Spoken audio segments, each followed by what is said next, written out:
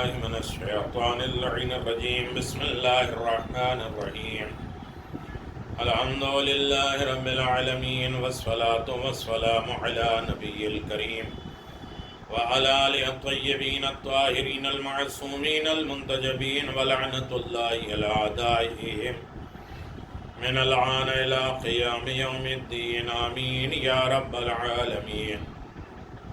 اما بعد، بسم اللہ الرحمن الرحیم. ان اللہ وملائکتہ یصلون علی النبی یا ایھا الذین آمنوا صلوا علیہ وسلموا تسلیما. الذین یؤذون اللہ ورسولہ لعنهم اللہ فی الدنیا والآخرہ وأعد لهم عذابا مہینا. صدق اللہ العلی العظیم. صلی اللہ علی نبی الکریم وعلی آلہ الطیبین الطاہرین المعصومین المنتجبین، ولعنۃ اللہ علی اعدائہم من الآن الی قیام یوم الدین. آمین یا رب العالمین. اما بعد، فقد قال اللہ تبارک و تعالی فی قرآن مجید. بسم اللہ الرحمن الرحیم. قل هو اللہ احد اللہ الصمد لم یلد ولم یولد ولم یکن لہ کفوا احد. صدق اللہ العلی العظیم وصدق رسول النبی الکریم. سامعین محترم، ناظرین گرامی قدر، دین کی جڑ و شاخیں، اصول دین اور فروع دین کی یہ ہماری 47 نشست ہے، ویڈیوز ہے، جس میں توحید پروردگار، عدل الہی، اب نبوت کا سلسلہ جاری و ساری ہے. اور جہاں ہم 2 ہجری تک پہنچے تھے، اور سن 3 ہجری 19 محرم کو غزوہ قرقرۃ القدر پیش آیا، جو ابو سفیان کے سرکوبی کے لیے ہوا تھا، اور ان میں عامل لواء اسلام، علم برداری کا حق حضرت علی بن ابی طالب کو تھا. در حقیقت غزوہ سویق میں بھی اسی مقام تک تحقق کیا گیا تھا. سویق جو ستو چھوڑ کر بھاگ گئے تھے، اور یقیناً آپ دیکھیں کہ سفر سن 3 ہجری میں قبیلہ غطفان نے حملے کا ارادہ کیا، تو آپ نے اس کی سرکوبی کا پروگرام بنایا، جسے غزوہ ذی امر کہتے ہیں. یہاں حضور درخت کے نیچے آرام فرما رہے تھے، جب ایک کافر اور عثور بن حارث نے تلوار لے کر آپ پر حملہ کرنا چاہا، اور آپ سے پوچھا کہ اس وقت آپ کو کون بچا سکتا ہے، تو آپ نے فرمایا کہ میرا خدا. جبل کے زیر اثر وہ ڈر تھا، اور تلوار اس کے ہاتھ سے گر گئی، اور آپ نے تلوار لے کر پوچھا کہ اب تجھے کون بچا سکتا ہے، تو کہنے لگا کہ آپ کا رحم و کرم. یہ کہہ کر مسلمان ہو گیا. 15 رمضان سن 3 ہجری کو حضرت علی بن ابی طالب اور فاطمہ زہرا سلام اللہ علیہ کے یہاں پہلے فرزند کی ولادت ہوئی، جن کا نام وحی الہی کی بنیاد پر حسن رکھا گیا، جو گویا شبر کا ترجمہ تھا، جو جناب ہارون کے فرزند کا نامی تھا. تقریباً 1 ماہ کے بعد احد کا معرکہ پیش آیا، جس میں کفار کی پیش قدمی کا حال سن کر رسول اکرم صلی اللہ علیہ وسلم نے اصحاب کا امتحان لیا کہ جنگ کہاں ہونی چاہیے. بعض اصحاب نے کہا کہ داخل مدینہ، اور بعض نے کہا کہ خارج مدینہ. اور خارج مدینہ کی اکثریت کو دیکھ کر مصلحت پروردگار کے مطابق آپ نے صلاح جنگ سے سج کر بیت الشرف سے برآمد ہوئے. تو اصحاب نے کہا کہ داخل مدینہ جنگ بہتر رہے گی. آپ نے فرمایا کہ انبیاء جب صلاح جنگ پہن لیتے ہیں تو جنگ کے خاتمے سے پہلے نہیں اتارتے. یہ تمہارا صرف ایک امتحان تھا، ورنہ نبی کسی سے مشورے کا محتاج نہیں ہوتا. اس کے بعد بیرون شہر مقام احد میں جنگ ہوئی، اور کفار کے لشکر کی تعداد 3000 تھی، اور مسلمان صرف 1000 تھے، اور جس میں 300 افراد عبداللہ ابن ابی ابی اور منافق کے ساتھ تھے، جو درمیان راہ سے واقف ہو گئے تاکہ مسلمانوں میں انتشار پیدا ہو جائے. لیکن بہرحال جنگ ہوئی، اور مسلمان اگرچہ یہاں بے سر و سامان تھے، ادھر 700 زرہ تھی، ادھر صرف 100 اور ادھر 200 گھوڑے تھے، ادھر صرف 2۔ ادھر مشرکین میں میمنہ کا سردار خالد ابن ولید، میسرہ کا سردار اکرمہ ابن ابی جہل، اب علمدار لشکر طلحہ ابن ابی طلحہ، ادھر انصار کے سردار سعد ابن عبادہ، مہاجرین کے علمدار حضرت علی ابن ابی طالب علیہ السلام تھے۔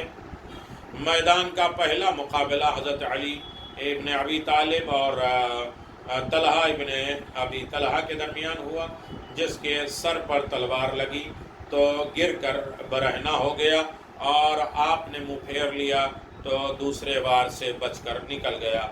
لشکر کفر میں علی کے مقابل میں ایک مستقل حربہ بن گیا، جو جنگ صفین تک استعمال رہا کہ لوگ ننگے ہو جاتے تھے اور شرمگاہ کھول دیتے تھے، علی ابن ابی طالب کے سامنے سے بھاگ جاتے تھے۔ طلحہ پہلے ہی وار کے تاب نہ لا کر چل بسا تو عمومی جنگ شروع ہوئی، اور لشکر اسلام کے مجاہد علی، حمزہ، مقداد، ابو دجانہ انصاری تھے، اور جن کو رسول اکرم صلی اللہ علیہ وسلم نے تلوار اس شرط سے دی تھی کہ اس کا حق ادا کریں گے، یعنی جہاد کریں گے اور فرار نہیں کریں گے، جبکہ زبیر ابن عوام کو تلوار نہیں عنایت فرمائی تھی۔ میدان فتح ہو گیا، مال غنیمت جمع کرنے کا وقت آ گیا۔ بعض صحابہ کرام نے غنیمت کی لالچ میں رسول اکرم پر بے اعتمادی کا اظہار کرتے ہوئے ان کے حکم کے باوجود درہ پہاڑ کا وہ راستہ چھوڑ دیا اور میدان میں آ گئے، جس کے نتیجے میں خالد بن ولید نے دوبارہ حملہ کیا اور مسلمانوں میں بھگدڑ مچ گئی۔ بھاگنے والوں میں تمام سربراہ عہدہ شخصیتوں کے نام ملتے ہیں۔ در منشور تفسیر کبیر نے حضرت عمر کے نام کی صراحت کی ہے کہ یہ بھاگ گئے تھے۔ طبری نے حضرت عثمان کی نشاندہی کی ہے۔ مستدرک نے ابو بکر کا تعارف کرایا ہے۔ بھگدڑ کا یہ عالم تھا کہ ابتدا میں 150 مسلمانوں نے جنگ شروع کی، اور آخر میں حضرت علی ابن ابی طالب علیہ السلام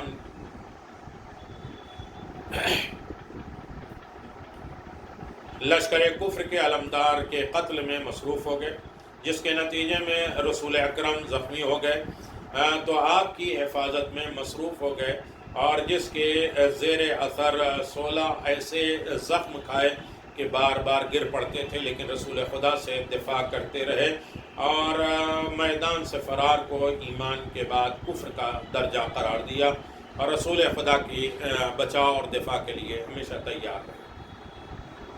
ادھر جناب حمزہ کی شہادت واقع ہو گئی، اور وحشی ملعون نے ان کا کلیجہ ہندا کے حوالے کر دیا، جس نے چبانے کی کوشش کی۔ جب ناکام ہو گئی تو ناک کان کا ہار بنا کر گلے میں ڈال لیا۔ اسی طرح کفر نے اسلام سے اپنی شکست کا پورا بدلہ لے لیا، اور کوئی معروف صحابی اسلام کے کام نہ آیا۔ رسول خدا صلی اللہ علیہ وسلم نے جناب حمزہ کے جنازے پر 7 تکبیریں یا 50 تکبیریں یا 40 تکبیریں، پھر دوسرے شہداء کے جنازے کی نماز کے ساتھ بھی حمزہ کو شامل رکھا، اور یہاں تک کہ 72 مرتبہ نماز جنازہ ہوئی، اور پھر حمزہ کو الگ دفن کیا۔ عمر ابن الحجون، عبداللہ ابن عمر کو ایک قبر میں، اور باقی تمام شہداء کو ایک مقام پہ دفن کیا گیا۔ اسی طرح 15 شوال سن 3 ہجری کو یہ معرکہ بھی ختم ہو گیا۔ رسول اکرم صلی اللہ علیہ وسلم کے زخمی ہونے کے بعد جناب فاطمہ زہرا سلام اللہ علیہ باپ کی خبر گیری کے لیے آئیں، اور انہوں نے زخموں کو دھلانے اور علاج کرنے میں حضرت علی ابن ابی طالب کی مکمل ساتھ دیا، اور ان کے علاوہ کوئی ہمدرد یار غار نظر نہیں آئے۔ نمبر 4 ہجری۔ 4 ہجری میں کیا ہوا؟ ابھی تک 3 کی باتیں ہوئی تھیں۔ 4 ہجری میں بعض قبائل عرب نے سرکار دو عالم سے معلم کا مطالبہ کیا، تو آپ نے 6 افراد کو بھیج دیا، اور کفار نے مقام رجی پر سب کو گھیر کر قتل کر دیا۔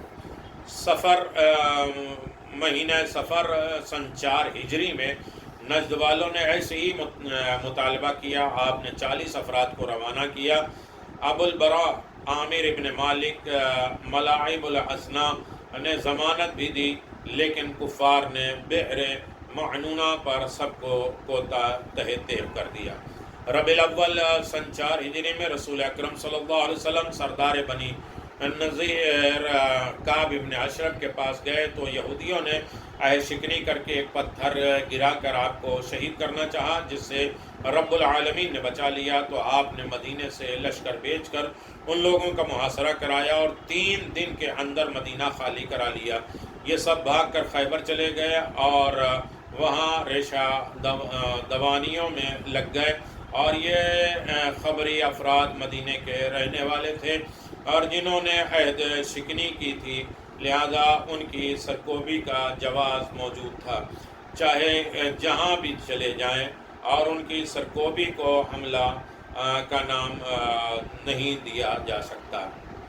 سن 3 شعبان 4 کو صدیقہ طاہرہ کے دوسرے فرزند امام حسین کی ولادت ہوئی، اور جب رب العالمین نے روز اول ہی اسلام کا فدیہ اور ذبح عظیم قرار دیا تھا۔ اسی شعبان اور ذیقعد میں کفار احد کی ابتدائی ذلت کا بدلہ لینے کے لیے اور ابو سفیان کی بات کے لاج رکھنے کے لیے برائے انتقام دوبارہ بدر کی طرف چلے۔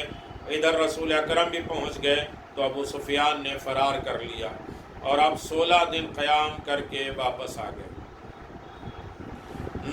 5 ہجری میں کیا ہوا تھا؟ 2 شعبان سن 5 ہجری کو قبیلہ خزاعہ نے مدینہ پر حملہ کر دیا اور آپ نے باقاعدہ مقابلہ کر کے 10 کو قتل کر دیا اور باقی سب کو قید بنا لیا، جسے غزوہ بنی مستقل کے نام سے جانا جاتا ہے۔ کئی نام ہیں، مستلق بھی کہتے ہیں، نام سے یاد کیا گیا۔ کفار مکہ نے دیکھ لیا کہ تنہا اسلام سے مقابلہ آسان نہیں ہے، پے در پے شکست ہو رہی ہے، تو یہ طے کیا کہ مدینہ کے یہودیوں سے ساز و باز کر کے مشترکہ حملہ کر دیے جائیں اور اسی طرح اسلام مقابل کے قابل نہ رہ جائے۔ چنانچہ اس خبر کے پاتے ہی یہودی خود مکہ پہنچ گئے اور کفار کو مدینہ پر حملہ کرنے کی دعوت دے دی۔ تو رسول اکرم نے اس صورتحال کو دیکھ کر حفاظت کی تیاری شروع کر دی اور جناب سلمان کے مشورے سے مدینہ کے اطراف میں خندق کھدوانے کا پروگرام مرتب کر لیا۔ طے یہ پایا کہ ہر 10 آدمی مل کر 40 گز زمین کھودیں گے۔ سلمان نے تنہا یہ طے کیا کہ سب کے برابر زمین کھودوں گا۔ چنانچہ ایسی صورتحال کو دیکھ کر انصار و مہاجرین دونوں نے چاہا کہ سلمان کے کارنامے کو اپنے حساب میں جوڑ لیا جائے، تو حضور اکرم نے فرمایا سلمان کا شمار ہم اہل بیت کے ساتھ ہے، اور اہل بیت میں وہی شخص شامل ہو سکتا ہے جس کا کار نمایاں تمام انصار و مہاجرین کے برابر ہو اور وہ تنہا سارے کمالات کا حامل ہو۔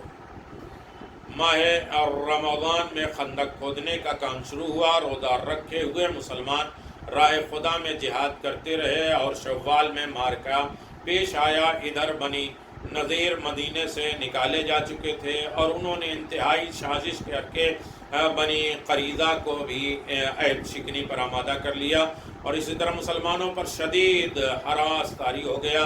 مغازی اور عقدی کے مطابق حضرت عمر نے کفار کی تیاری کی خبر پہنچائی اور حضرت ابوبکر شدید طور پر خوفزدہ ہو گئے، اور باقی مسلمانوں کا کیا ذکر ہے۔ نتیجہ یہ ہوا کہ دشمنوں نے 20 دن تک مدینے کا محاصرہ گھیرا جاری رکھا اور صرف تیر انداز کا تبادلہ ہوتا رہا، یہاں تک کہ دشمن کے حوصلے بلند ہو گئے اور عمر ابن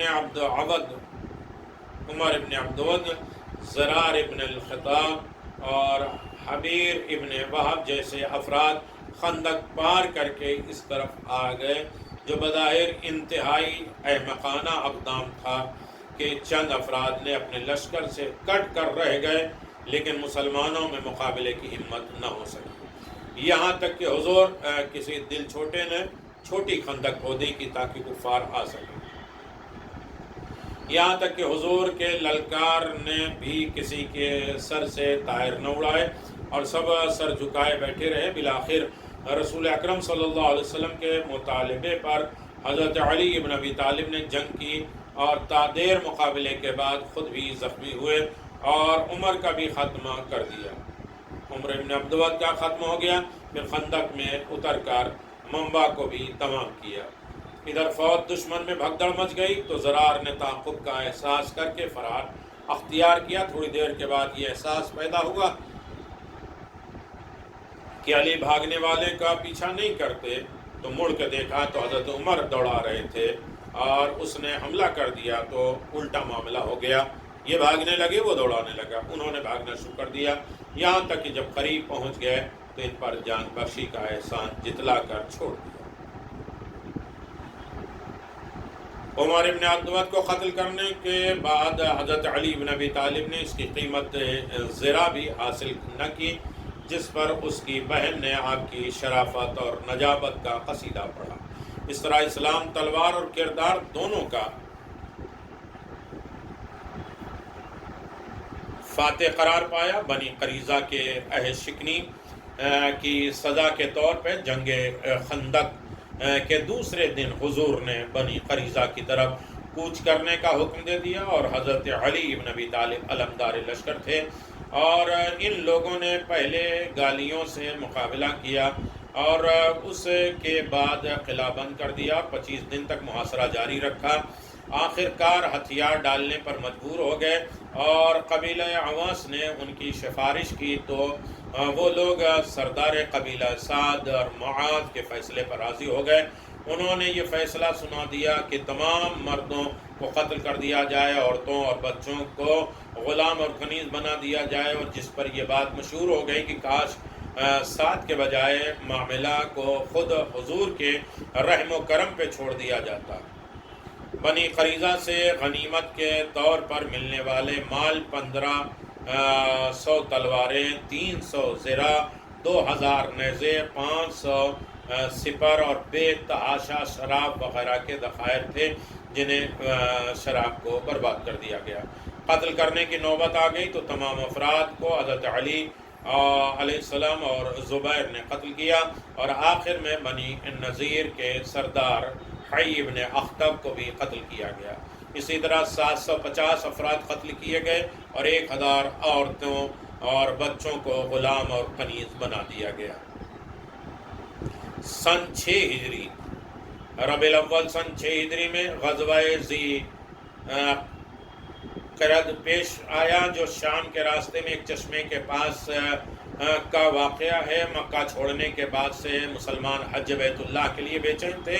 رسول اکرم صلی اللہ علیہ وسلم برابر تسکین دیتے رہتے تھے کہ ایک مرتبہ آپ نے خواب دیکھا کہ خانہ خدا کا طواف کر رہے ہیں، اور مسلمانوں کو خبر سنائی تو مسلمانوں میں مسرت کی لہر دوڑ گئی۔ آپ یکم ذی قعدہ کو حج سے پہلے عمرے کے لیے روانہ ہوئے، اور مکے کے قریب پہنچ کر آپ نے چاہا کہ مکے میں یہ اطلاع پہنچائیں کہ ہم لوگ صرف طواف کے لیے آئے ہیں اور جنگ کا کوئی ارادہ نہیں ہے، لیکن حضرت عمر نے خوف کے مارے جانے سے انکار کر دیا۔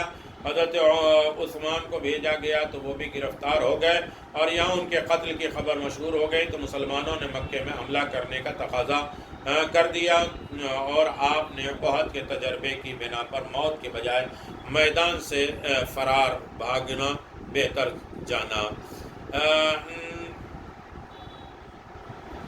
نہ جانے کرنے کی بیعت کا مطالبہ کر لیا۔ ابو الفدا مغازی واقع تاریخ ابن وارد۔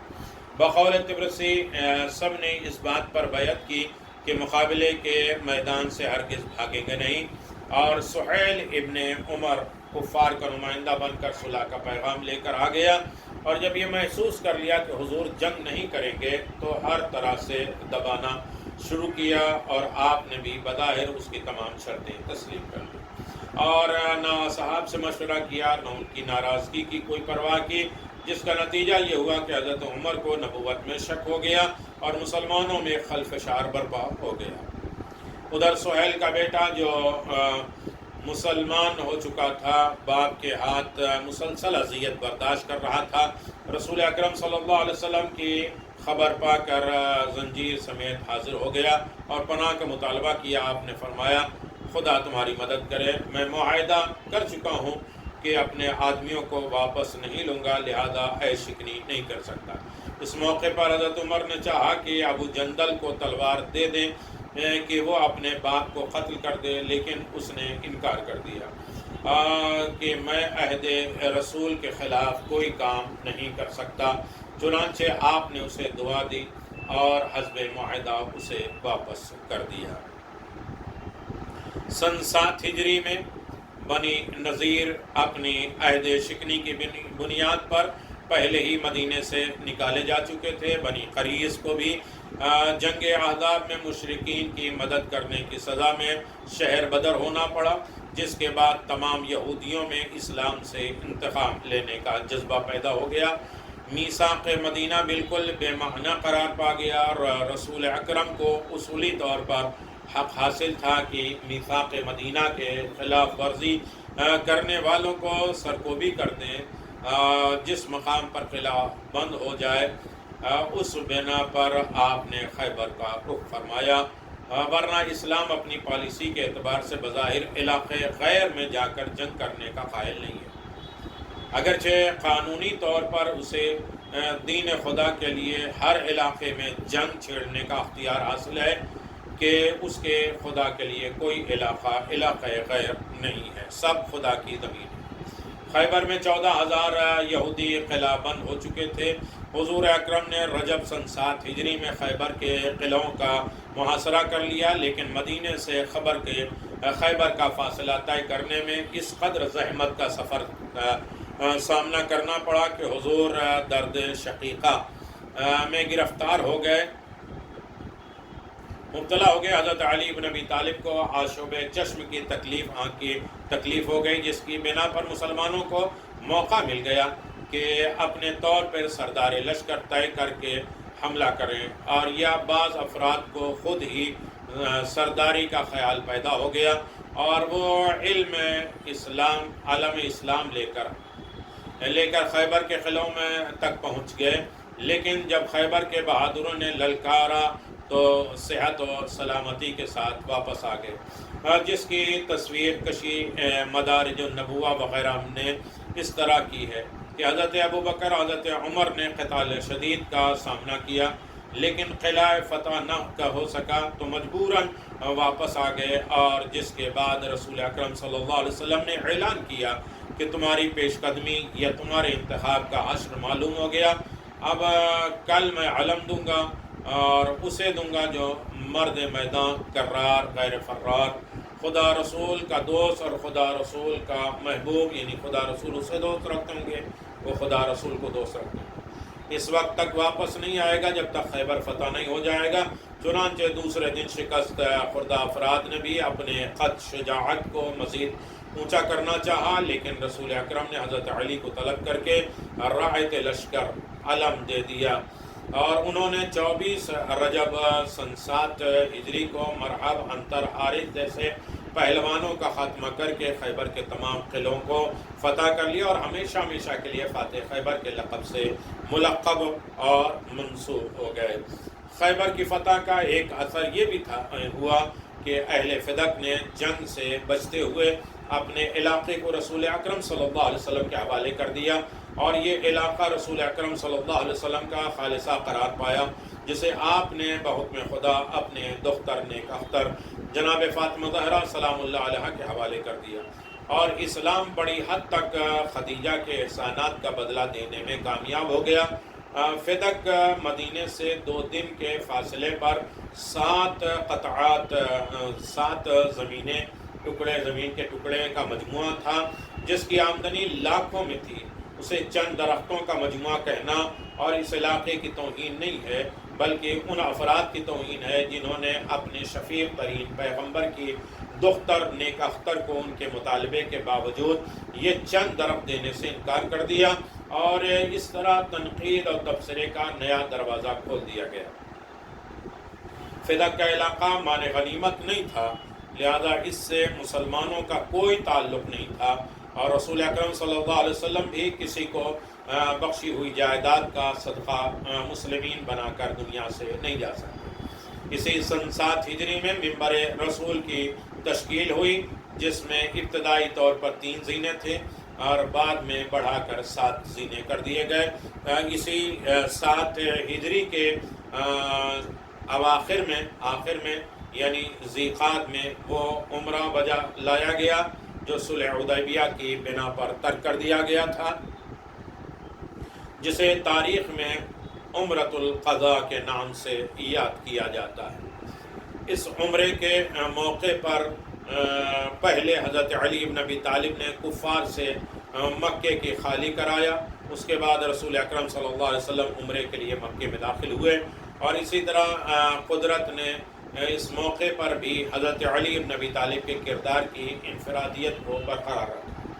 ادھر سن 7 ہجری میں سرکار دو عالم نے دنیا کے مختلف سلاطین کو اسلام کا پیغام بھیجا۔ ایران کے کسرائے روم کے قیصر، حبش کے نجاشی اور عمان کے حاکم، مصر کے مقوس اور بحرین کے سلطان، یمانہ کے بادشاہ اور بصرہ کے حکمران کے علاوہ حاکم شام منذر ابن حارث، ان تمام خطوط میں اجمالی طور پہ اسلم تسلیم کا پیغام تھا۔ اسلام لے آؤ اور اسی میں سلامتی ہے، یا پھر اسلام نہ لانے کی صورت میں عذاب آخرت کا ذکر ہے۔ دنیا میں حملہ کر کے بدور شمشیر اسلام پھیلانے کا جو کوئی تذکرہ نہیں تھا، اور نہ یہ اسلام کی تبلیغ میں پالیسی ہے، بلکہ اسلام لا اکراہ فی الدین ہے، تلوار کے دور پہ نہیں، اخلاق کے دور پہ پھیلا۔ لا اکراہ فی الدین کا مذہب ہے اور اسی اصول کو باقی رکھنا چاہتا ہے۔